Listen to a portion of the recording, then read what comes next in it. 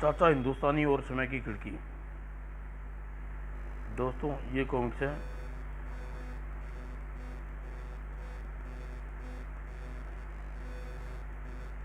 शुरू करते हैं दोस्तों। रोज रोज की तरह चाचा हिंदुस्तानी जॉगिंग पे निकले। उनके शत्रु गुरु घंटाल और चेलाराम भी पार्क में आए हुए थे। गुरु घंटाल, वो देखो चाचा हिंदुस्तानी आ रहा है। उसे, हाँ चेलाराम, आज उसे मजा चखाते हैं। कैसे? मैं अभी कोई तरकीब सोच लेता हूँ। गुरु घंटाल जी, तुम तो सोचते रह जाओगे। वह निकल भी गया और वह वापस भी इधर से आएगा। और फिर जल्दी कुछ सोच लिया। और इस पेड़ की लचीली शाखा झुकाने में मेरी मदद करो चेलाराम। और दोनों ने मिलकर लचकदार तने को एक दूसरे से बांध दिया। लो, इसे बांध दिया। अब ध्यान से सुनो मेरी बात। जैसे ही मैं ओके शब्द सुनूं, तुम गांठ खोल देना, ठीक है? और चाचा हिंदुस्तानी अधिक दूर नहीं गए थे। यह दोनों मुझे देखकर कोई गड़बड़ जरूर करेंगे। चलो देखता हूँ क्या करते हैं। राम राम चाचा जी। राम राम का है कि कैसे हो गुरु घंटाल? ठीक हूँ चाचा जी। आप एतराज ना हो तो आपकी एक फोटो ले लूँ?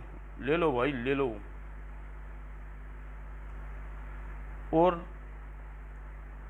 तो आप इस पेड़ की ओर पीट करके खड़े हो जाइए।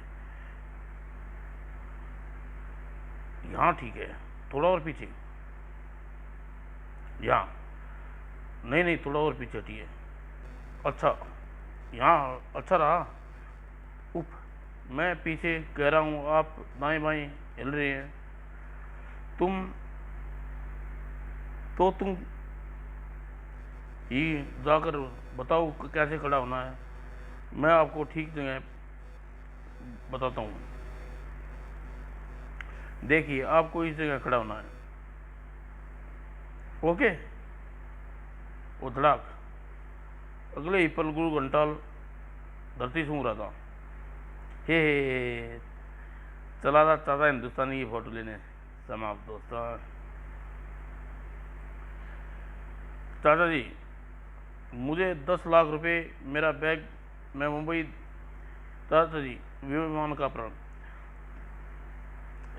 चाचा जी, यह 10 लाख रुपए से भरा बैग मुंबई वाले दफ्तर भेजना है। मैं किसी को भरोसा नहीं कर सकता। प्लीज़ आप मेरा यह काम कर दीजिए। मैं यह काम नहीं कर सकूँगा दौलत राम, क्योंकि मुझे तेज़ बुखार है। ओह, फिर तो मैं किसे भेजूँ? जहाज में एक सीट बुक करा दी है। तभी वहाँ जिन आ गया।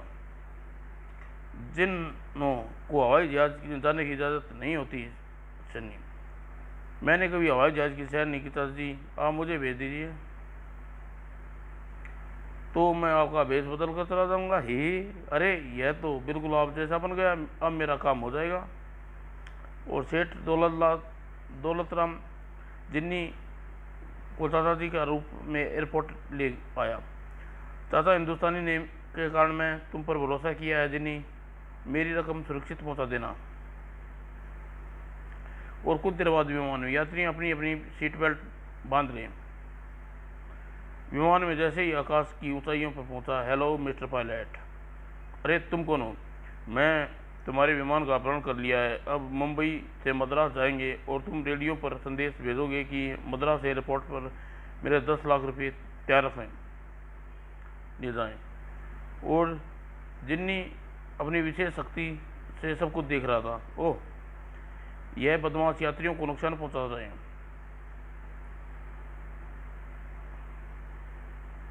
सुनो दोस्तों, एक बदमाश ने विमान का अपहरण कर लिया है। अपहरण? घबराने की कोई बात नहीं है, मैं उसका बाजा बजा के आता हूँ। चाचा हिंदुस्तानी हमारे साथ है तो कोई खतरा नहीं हो सकता। और जिन्नी कारपेट में पूछा, लो भाई, मैं तुम्हारा तुम्हें मैं तुम्हें रुपयों के लिए विमान का अपहरण नहीं किया है। हाँ, मुझे पूरे 10 लाख रुपए चाहिए। यह लो पूरे 10 लाख रुपए हैं। तुम तो रुपये तुम यह रुपये लो और विमान मुंबई जाने दो। अब तो यह 10 लाख भी लूँगा और 10 लाख रुपये मुझे मद्रास में मिलने वाले हैं। यह तुम ठीक नहीं कर रहे हो मिस्टर। शटअप, अपनी सीट पर जाकर बैठो। उतरते समय तुम बैग लेने आऊँगा।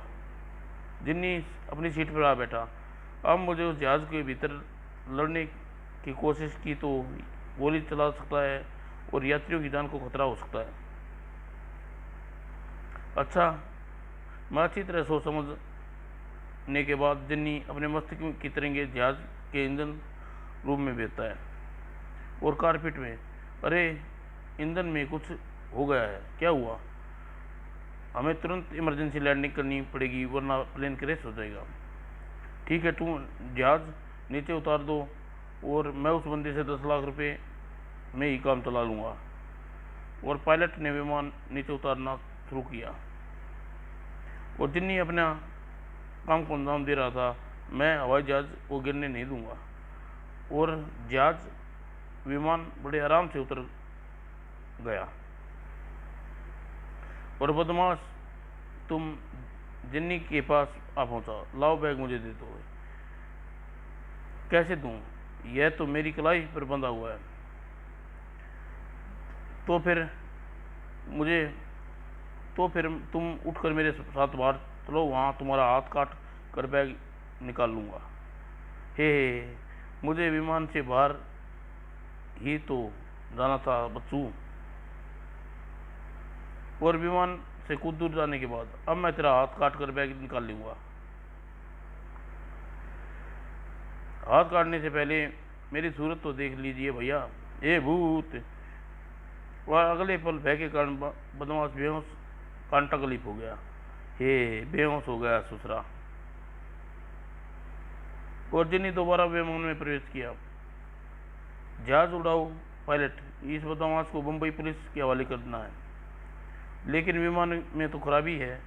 तुम उड़ाओ, वैसे ही ईंधन ठीक हो चुका है। और विमान सचमुच उड़ने लगा और मुंबई एयरपोर्ट पर पहुंचकर, अरे आपने चाचा जी यात्रियों को बचा लिया। चाचा जी, आपने विमान इनाम मिलेगा, बड़ा इनाम मिलेगा। अगले दिन जिन्नी वापस अपने घर पहुंचा। अरे तुम्हें इतने सारे रुपए कहाँ से लिए आए जिन्नी? कहीं ये दौलत राम के तो नहीं? नहीं चाचा जी, यह रुपया मुझे विमान कंपनी ने इनाम में दिया है। आपका नाम ऊंचा करके लौटा हूँ। मिस्टर कंप्यूटर, स्कूल में फैंसी ड्रेस कंपटीशन था। फैंसी ड्रेस कंपटीशन और मोटी अपने स्पेशल सूट पहनकर आया था। मोंटी, मेरी इस ड्रेस में कोई भी बीप नहीं कर सकता। फिर और भी देखना चाहिए कि लड़के क्या क्या तैयारी कर रहे हैं। इनमें से कोई मुझे नहीं हरा सकता। तुम कॉरिडोर में राजू आता दिखाई दिया। अरे राजू, अरे क्या तुम कंपटीशन में भाग नहीं ले रहे? भाग ही तो लेने आया हूँ। अभी अभी फुटबॉल खेल कर आया हूँ, इसलिए कपड़े नहीं पहनूंगा। इसलिए कपड़े नहाऊंगा फिर कपड़े पहनूंगा। इससे मुझे खतरा हो सकता है क्योंकि ये हमेशा मुझे मात देता आया है। खतरे की जड़ को उखाड़ फेंकता हूँ। ना ले बच्चू, तेरे असली कपड़े भी ले जा रहा हूँ। अब इन्हें ऐसी जगह छुपा देता हूँ जहाँ राजू का चचा भी नहीं ढूंढ पाएगा। और राजा काफ़ी देर राजू की प्रतीक्षा में था। नहाने गया है, अभी तक आया क्यों नहीं? और राजू को बुलाने जा पहुंचा। अरे, लगता है मोंटी मेरे सारे कपड़े उठा ले गया है। राजा, इस हालत में तुम कंपटीशन में क्या घर भी नहीं जा सकते? तो बताओ मैं क्या करूं? मैंने सोच लिया। यह लो, मैंने इसमें हाथ बाहर निकालने के लिए छेद बना डाले हैं। इससे मेरा शरीर तो ढक गया, मगर मुझे बाहर जाते शर्म आएगी। बाहर जाकर मैंने स्विच ऑफ कर देता हूँ, अंधेरा होते ही तुम स्कूल से बाहर निकल जाना। और राजा ने बाहर जाकर स्विच ऑफ कर दिया और राजू बाहर निकला। अंधेरे में मैं रास्ता नहीं सूझ रहा। शायद बाहर जाने का रास्ता यही है। तभी वह कंप्यूटर से टकराया। ओह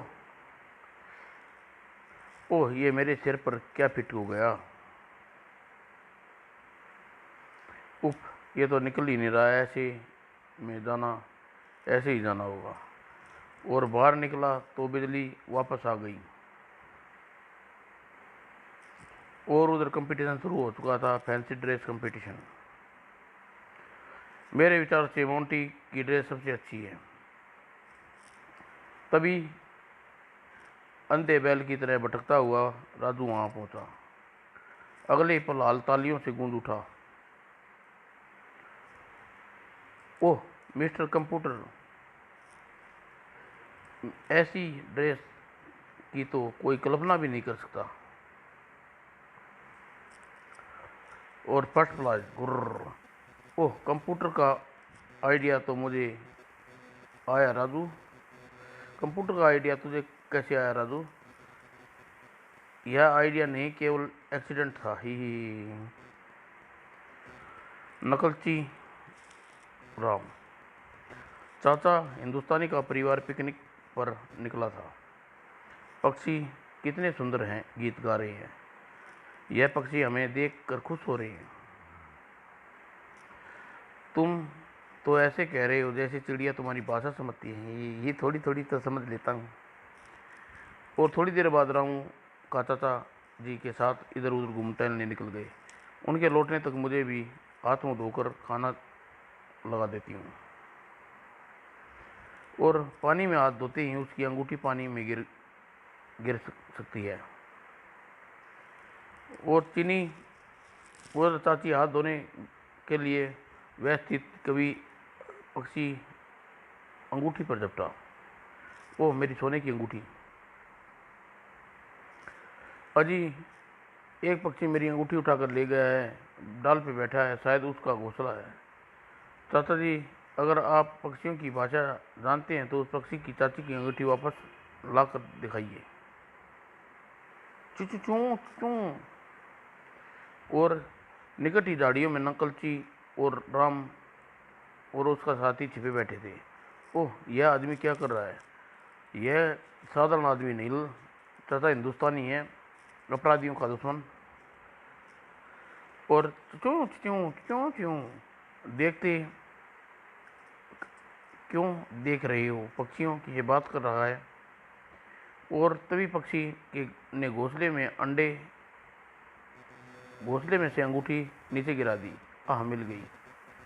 वाह, आपको मान गए चाचा जी। पक्षी आपका आदेश मानते हैं। शुक्र है मेरी अंगूठी मिल गई। और नकलची राम की खोपड़ी घूम गई।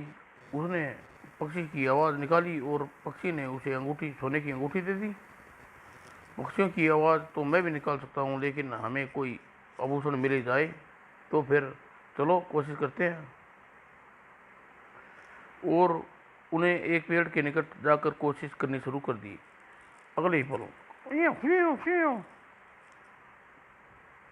हे उस्ताद जी, तुमने तो शायद कठपुतली की बोली बोल दी, तभी तो तुमसे फोड़ कर चला गया। मैं दोबारा कोशिश करता हूँ। इस बार घनी झाड़ियों के निकट पहुंचता है। चुचू चू, अगले ही पल आ गुर्र, पागल के पजामे, मैं 2 घंटे से पक्षी की फोटो लेने के चक्कर में बैठा हूँ और तूने भोंडी आवाज निकाल कर उड़ा दिया। औसाद, यह बंदा तो पक्षियों से भी भारी पड़ गया। और लेकिन आवाज निकली तो इन महारस्य को बुलाया, गो गो गो गो। वहीं उन दोनों ने बहुत देर दूर जाने के बाद चैन की सांस ली। चाचा हिंदुस्तानी की शक्ल तो चारों चारों को परेशान करती है, पर आज उसकी नकल हमारे कान काट गई। उर्र, समाप्त दोस्तों।